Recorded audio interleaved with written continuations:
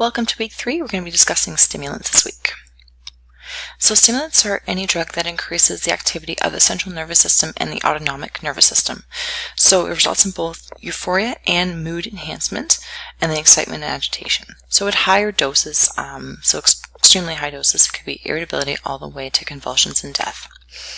The more common short-term effects include increased concentration. So for example, things like Ritalin, increased vigilance, so being very high observation, looking around, increase in blood pressure, strength, reduced fatigue, reduced appetite, and feelings of power.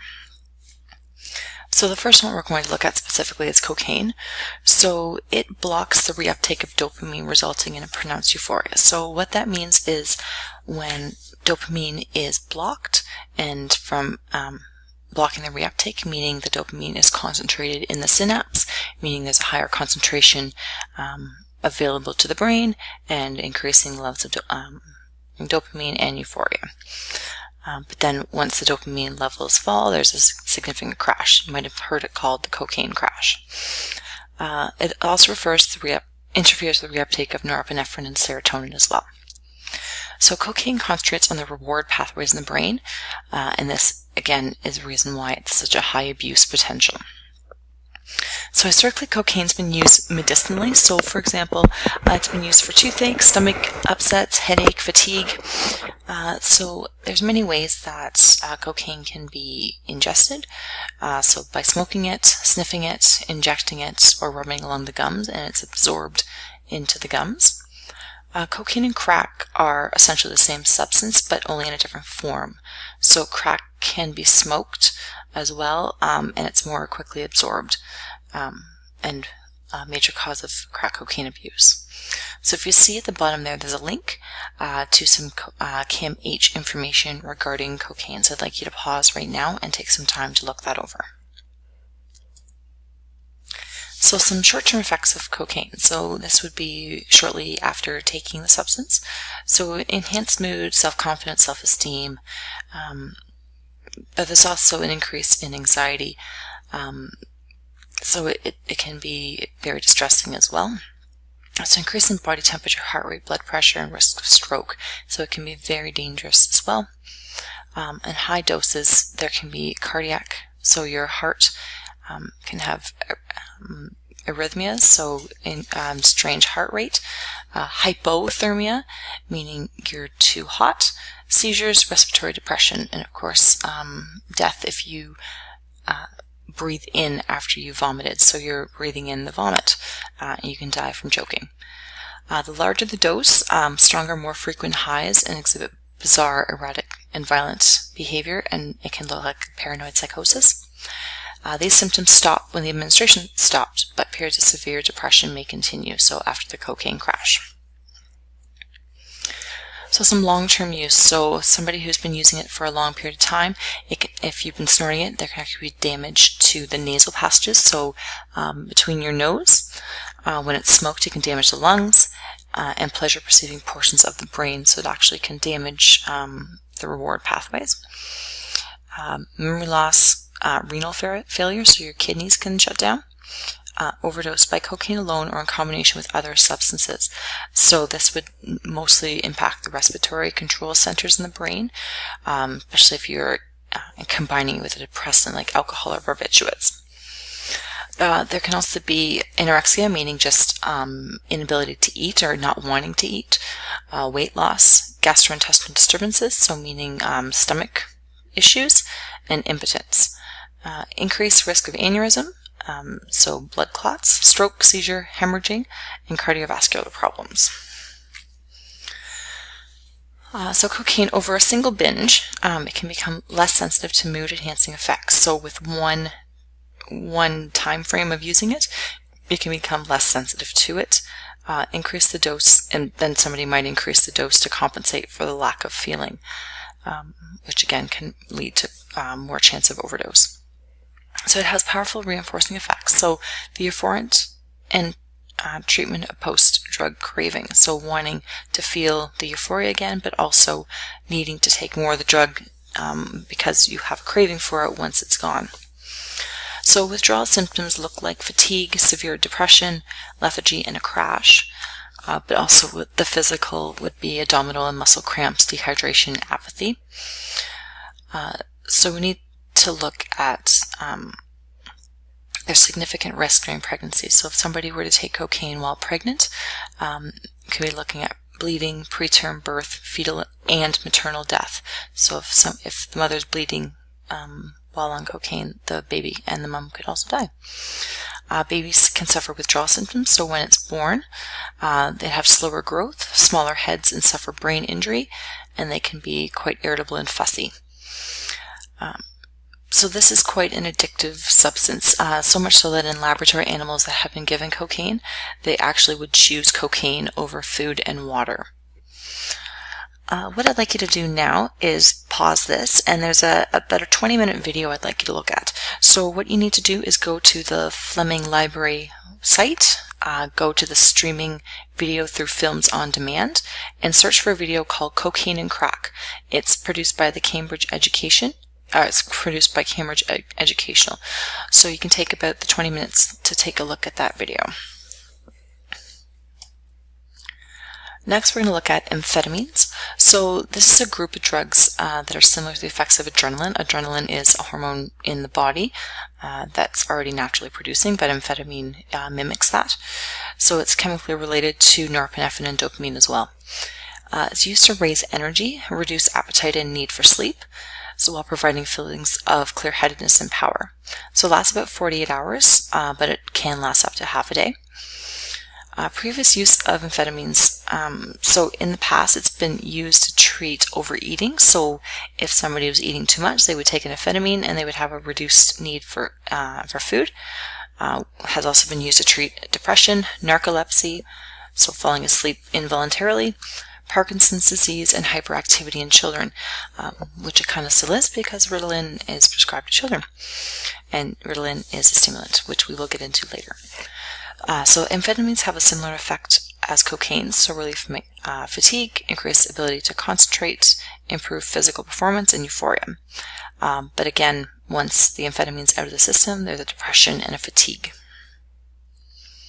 So methamphetamine, it's been called the poor man's cocaine. So it's made in clandestine laboratories.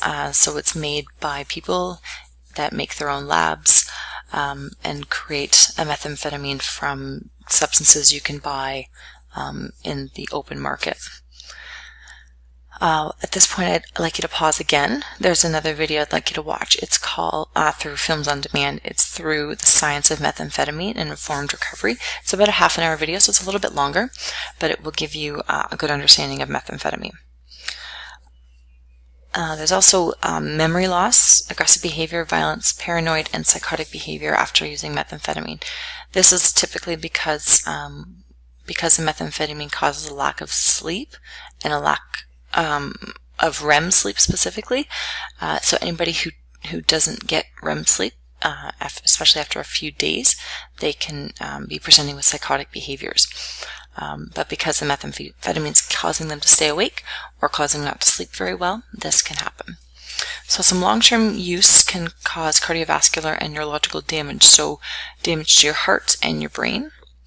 So early stages of use, so feelings of euphoria, excitation, rapid speech, so motor restlessness, hallucinations, psychosis, and poor impulse control. Can also increase your heart rate, blood pressure, respiration rate, and temperature. You can have heart palpitations, irregular heartbeat, dry mouth, increased strength. So many effects that you can notice in somebody who's taking methamphetamine. So as the drug is working through the body system, you can feel dysphoria, restless, agitated, and nervous. So also fatigue, sleepiness, so starting to fall asleep. You might also feel like an itching or picking and or scratching at the skin. So in a binge, the rush of the methamphetamine begins about 5 minutes. It's intense.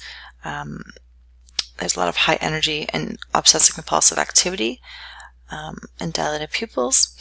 It follows by a less intense plateau, which is about an hour. So it's less intense euphoria, with a lot of the same other symptoms. And then the crash, which can last up to 3 days. So intense fatigue, so feel the need to sleep all the time. Continuing stimulation and drug craving.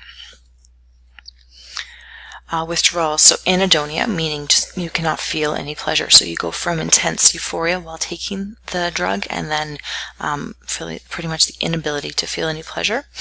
Intense cravings for the drug, depression, excessive sleeping, but also light sensitivity, irritable, can't sleep, nervous, headaches, tremors, anxiety, and even hallucinations and paranoia during withdrawal, which was very similar to while somebody's on the drug. Overdose, hyperthermia, so meaning cold, tachycardia, so excessive heart rate, severe hypertension, convulsions, chest pain, stroke, and up to death. So chronic abuse, so somebody has been using it for long term, could be a psychosis that looks like schizophrenia, paranoid, picking at the skin, preoccupation with one's own thoughts, auditory and visual hallucinations, violent and erratic behavior, and decreased levels of dopamine, which can look like Parkinson's disease.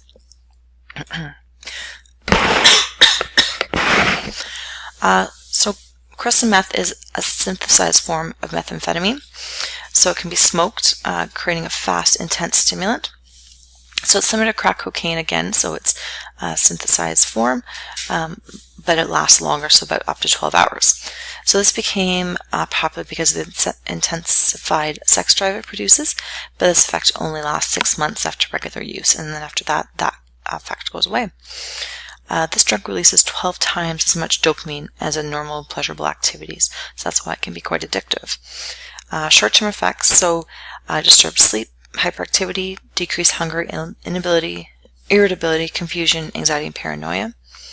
So long-term use, so somebody's been using it for regular use for a long time, can become aggressive and violent, damage to the heart, liver, kidneys, lungs, memory, and severe tooth decay, because if you're smoking it, something called meth mouth, where the teeth are all decaying. If you Googled meth mouth, you'll see some pictures of that. So amphetamines, as a group, they can be consumed orally or inhaled. The effects usually last several hours and impact the brain, heart, lungs, and other organs. Low doses can reduce appetite, increase breathing or heart rate, rise in blood pressure and dilating pupils. In large doses can be dry mouth, fever, sweating, headaches, blurred vision, dizziness. Very high doses starting to become dangerous. So flushing of the skin, rapid irregular heartbeat, tremor, loss of coordination, physical collapse, and death, which could be caused by bursts of blood vessels. Long-term effects, so malnutrition, so if you're not eating, physical exhaustion, your body can only take so much, memory impairment, learning impairment, amphetamine psychosis, violence, hallucinations, confusion, and again, infections, because if you're using dirty needles and injecting in the same spot, you can have infections. Injecting the amphetamine, especially if the particles that are not water soluble, can block the blood vessels, causing kidney damage, lung problems, and potentially stroke. So tolerance develops quickly to the mood-enhancing effects and need to increase the dose, but it doesn't impact the physical reactions. So specifically, methylphenidate is Ritalin. So it's initially created to treat chronic fatigue, depression, psychosis associated with depression, and narcolepsy. Ritalin and Adderall are also used to treat ADHD, which is a short attention span, among other symptoms. So ADHD can be caused by decrease in dopamine, norepinephrine, and glutamate, especially in the prefrontal cortex, the front part of the brain, which is involved with decision-making, attention, self-control, and behavior. So methylphenidate works to inhibit reuptake of dopamine and norepinephrine, which increases the levels in the brain, so helping somebody to focus. So a stimulant is actually increasing the amount of neurotransmitter, which helps focus, so it's kind of counterintuitive. So it causes loss of appetite, nervousness, tics, Tourette syndrome, maybe cardiac arrhythmia, increased blood pressure, can delay physical growth and development in children, and potentially suicidal ideation. Ritalin is the second most abused recreational drug, second only to marijuana. So there is a link here to the CCSA regarding stimulant misuse in youth.